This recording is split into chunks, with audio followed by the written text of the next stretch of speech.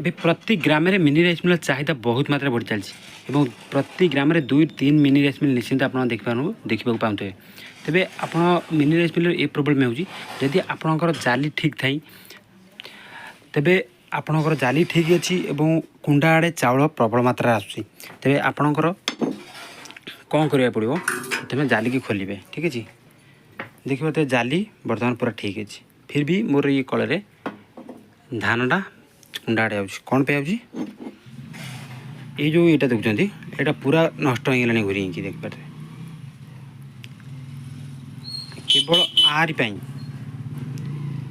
ଆରି ପାଇଁ କୁଣ୍ଡା ଆଡ଼େ ଚାଉଳ ଆସୁଛି। ଠିକ୍ ଅଛି, କୁଣ୍ଡା ପଟେ ଚାଉଳ ଆସୁଛି ଆରି ପାଇଁ।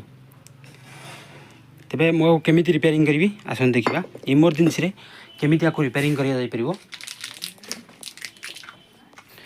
ଇମର୍ଜେନ୍ସିରେ ଆପଣଙ୍କୁ ଏମସିଲ୍ ଅଠା ନେଇ ମିକ୍ସ କରି ଚାରିପଟେ ଲଗାଇବାକୁ ପଡ଼ିବ। ଠିକ୍ରେ ଲଗାଇଦେଲେ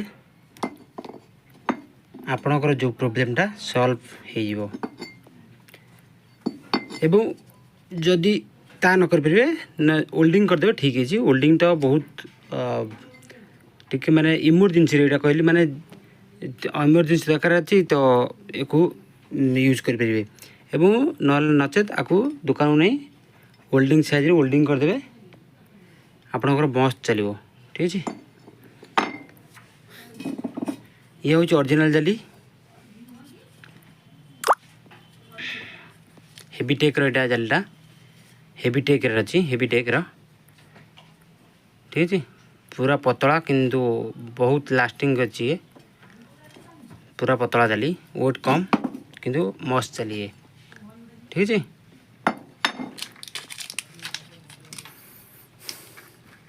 ଦି 4 दिन ହେଲେ ଏ ମେସିନ୍ ଖୋଲା ହିଁ ଅଛି।